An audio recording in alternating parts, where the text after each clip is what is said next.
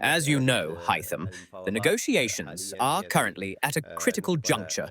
We greatly appreciate the efforts of our brothers in the Sultanate of Oman and support all attempts to de-escalate the situation. As you are aware, we are closely involved in this matter and are monitoring the progress of the current talks between the Sultanate of Oman and Iran, just as you are. However, as we have said, our position on this issue remains firm. At this stage, the minimum requirement is the restoration of freedom of navigation through the Strait of Hormuz in accordance with international law. There is no doubt that the two esteemed leaders, the Emir of Qatar and the Sultan of Oman, discussed the importance of security in this region and the repercussions of events there. As we have said, however, negotiations are still ongoing, and we are awaiting updates on the Iranian-Omani negotiations in this context. With regard to the Mecca Agreement, as you are aware, the State of Qatar welcomes any regional cooperation that strengthens the security, stability, and defense of the countries in the region. The State of Qatar also enjoys close strategic relations and brotherly ties with the Kingdom of Saudi Arabia, the Republic of Turkey, and the Islamic Republic of Pakistan, based on a shared destiny and common concerns regarding the security of our region and the world at large. Therefore, we welcome this step and extend our full support to our allies in these countries.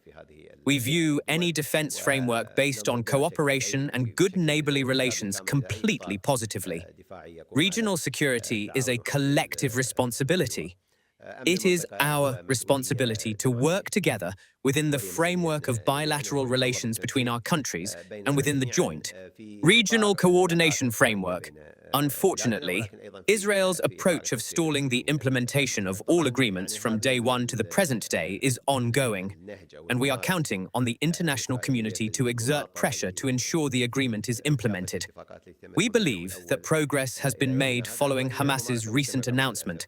Now, as we have said, the responsibility lies with Israel. We are working with our international partners to ensure the transition to the second phase is carried out in accordance with the US President's plan. His support for this plan means the parties are fully responsible for implementing the agreement. We are continuing our efforts in coordination with the United States, as well as with our mediation partners in the Arab Republic of Egypt and the Republic of Turkey. The escalation on the ground is evident in both the West Bank and Gaza.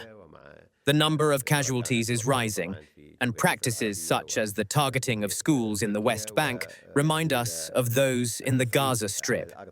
The targeting of educational institutions, civilian facilities, hospitals, and the homes of civilians are all practices that unfortunately took place during the war in Gaza and are now taking place in the West Bank. Therefore, the international community must take a clear stance on this issue. We are working with our regional partners to ensure a response that is proportionate to this behavior by Israel and its continuation. The position of the Gulf states is very clear. We demand that the situation in the Strait of Hormuz returns to what it was before the war, and that freedom of navigation is guaranteed there. In the State of Qatar, we support any agreement that ensures the security of the strait and prevents it from becoming a tool for political blackmail in the future, as has been the case during this crisis. We have engaged and continue to engage with complete openness towards any initiative that achieves this goal, provided that it is based on a clear regional consensus among the parties. The future management of the strait following this crisis and the issue of imposing fees are matters to be discussed among the relevant countries and must be resolved through full regional consensus with respect for international law. As I said, we support any regional consensus that preserves regional security and guarantees unhindered freedom of navigation.